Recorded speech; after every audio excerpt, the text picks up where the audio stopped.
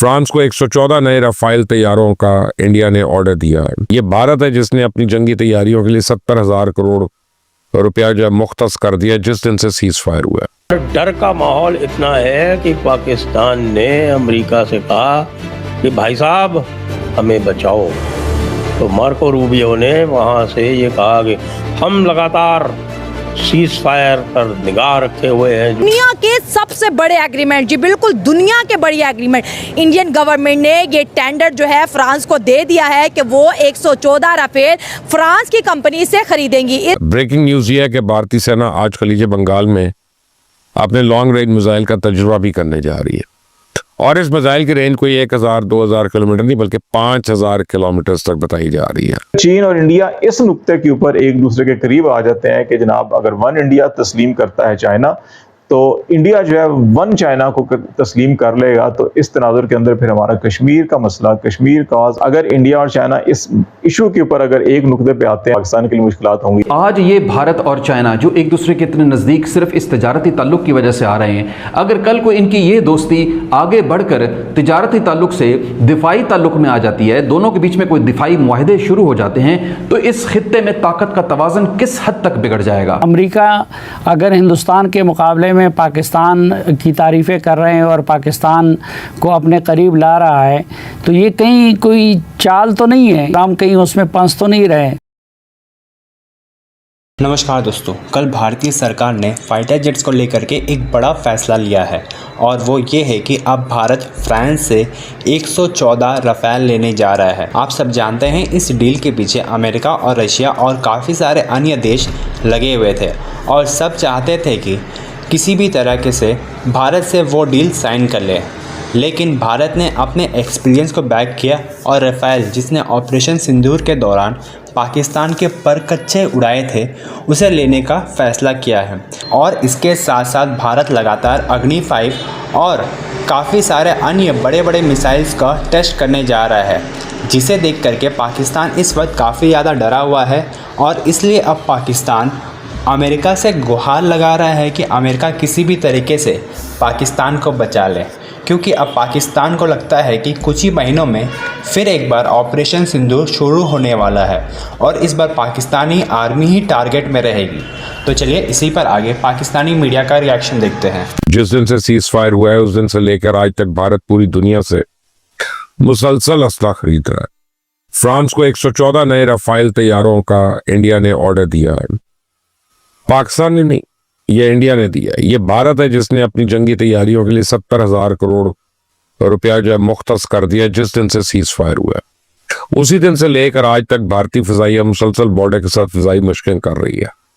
अभी 11 से 13 अगस्त के दौरान भारतीय फिजाइया ने राजस्थान बॉर्डर पर अपनी मशकें मुकम्मल की थी। एक हफ्ते के वक्फे के बाद अब उन्होंने दोबारा LOC के आसपास फिजाई मशकों का आगाज कर दिया। अब आप ही बताइए, जंग के शोलों को कौन भड़का रहा है? सरहदों पे इश्तियाल अंगेजी कौन कर रहा है? ब्रेकिंग न्यूज ये है कि भारतीय सेना आज खलीज बंगाल में अपने लॉन्ग रेंज मिसाइल का तजुर्बा भी करने जा रही है और इस मिसाइल की रेंज कोई 1000-2000 किलोमीटर नहीं बल्कि 5000 किलोमीटर तक बताई जा रही है। तो इंडिया के तेवर तो बता रहे हैं कि पाकिस्तान पे हमले के लिए मानसून खत्म होने का इंतजार भी नहीं करेगा और इस शक का इजहार सिर्फ पाकिस्तान की जानिब से किया जा रहा था पहले, लेकिन अब अमेरिका ने भी इंडिया के मज़ूम मज़ाहिम भांप लिए हैं। मैंने कल आपको अमेरिकन सेक्रेटरी खारजा मार्को रूबियो का एक बयान सुनवाया था ना, जिसमें वो कह रहे थे कि इनके लिए इस वक्त सबसे बड़ा चैलेंज सीज फायर को कायम रखना। इनकी गुफ्तगू इस बात का सबूत है कि अमेरिका को सुनगुन मिल चुकी है कि इंडिया पाकिस्तान पर दोबारा हमले के लिए पर तोल रहा। इसे अमेरिका ने इंडिया की हर हरकत पर नजर रखना शुरू कर दी है। इंडिया के मिसाइल टेस्ट को मॉनिटर करने के लिए अमेरिका ने बहरी बेड़ा आज कोलंबो तक भिजवा दिया। भारत की तरफ से एक नया मिसाइल तैयार किया जा रहा है जो कि बैनुल बर्रे आज़मी मिसाइल है और भारत इस मिसाइल की मदद से जनूबी एशिया के ममालिक चीन, जापान, कोरिया, जनूब मशरकी एशिया, मशरक वस्ता, वस्ती एशियाई रियासतों के साथ साथ रूस को भी निशाना बना सकता है। इस मिसाइल की रेंज में अमेरिका की मुख्तलिफ एयर बेसिस भी आएंगी और उसके साथ साथ मशरकी यूरोप, मशरकी अफ्रीका और इसराइल तक इस मिसाइल की जद में आ जाएंगे। तो इसका मतलब यह है कि भारत जो नया मिसाइल बनाने जा रहा है इसका वाहिद निशाना पाकिस्तान या चीन नहीं है। इंपॉर्टेंट बात यह है कि इंडिया की तरफ से तैयार किए जाने वाले इस नए बैनुल बर्रे आज़मी मिसाइल में एटमी हथियारों को भी ले जाने की सलाहियत मौजूद है। यानी ये डुअल पर्पस मिसाइल है, इसमें एटमी हथियारों के साथ साथ न्यूक्लियर वेपन्स को भी ले जाने की कैपेसिटी मौजूद है। अब इस सूरत हाल में यह सवाल है, बड़ा ही इंपॉर्टेंट सवाल है कि ये जो नया मिसाइल इंडिया की तरफ से तैयार किया जा रहा है, तो यकीनी तौर पर इसका हदफ महज चीन या पाकिस्तान नहीं, क्योंकि पाकिस्तान को निशाना बनाने के लिए तो इंडिया के पास काफी सारे मिसाइल्स मौजूद हैं। बैनुल बर्रे आज़मी मिसाइल बनाने का बुनियादी मकसद क्या है, ये एक बड़ा ही इंपॉर्टेंट सवाल है। और इस सवाल का अगर हमने जवाब तलाश करना है तो फिर हमें यह भी देखना होगा कि इस मिसाइल के हकीकी अहदाफ कौन कौन से हैं और इस मिसाइल की तैयारी की वजूहात क्या हैं। इस सूरत हाल पर आपके साथ बात करते हैं, इन सवालात के जवाब तलाश करने की कोशिश करते हैं।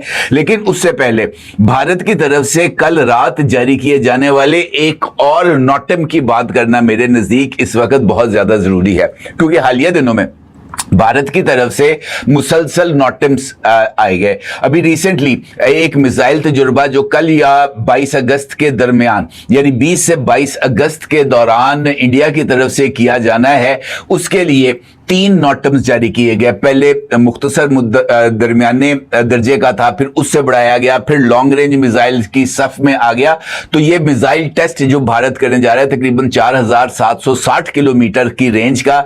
इसके बाद अब एक नया नोटम जारी किया गया है और इस नोटम के तहत मकबूजा कश्मीर में लाइन ऑफ कंट्रोल और वर्किंग बाउंड्री की फजाई हदूद को हर तरह की ट्रैफिक के लिए बंद कर दिया गया है। आखिरकार भारत की सफारती कोशिशें कामयाब हो गईं, रंग ले आई उनकी वो तमाम मेहनतें। 2003 से भी एक पुराना मुआहदा जो कब से बिल्कुल रद्दी की टोकरी में पड़ा था, उसको दोबारा रिफ्रेश कर दिया गया है। चाइना और भारत एक नए मुआहदे में आ रहे हैं, पुराने ही मुआहदे को रिफ्रेश किया जा रहा है। क्या वो मुआहदा है, किस किस्म का वो मुआहदा है, क्या वो मुआहदा आगे चलकर चाइना और भारत की जो दोस्ती है उसको बहुत ज़्यादा बाउंडिंग में ले आएगा, बहुत ज़्यादा स्ट्रॉन्ग कर देगा। इसका इफ़ेक्ट एक्चुअली पाकिस्तान पर क्या पड़ सकता है, पाकिस्तान चाइना की दोस्ती पर क्या पड़ सकता है। क्या चाइना ने भारत को इस वजह से तो अपने नज़दीक नहीं किया कि अब पाकिस्तान जो है वो अमेरिका की तरफ ज़्यादा डाइवर्ट हो चुका है। मैं इसको सिर्फ एक सफारती ताल्लुक, एक तिजारती ताल्लुक नहीं बोलूँगा। मेरे हिसाब किताब में ये एक बिल्कुल नए स्ट्रेटजिक सफ़र का आगाज़ है जो भारत और चाइना के बीच में होगा, और आगे चलकर ये किस शेप में जाके कन्वर्ट होता है ये आने वाला वक्त बताएगा।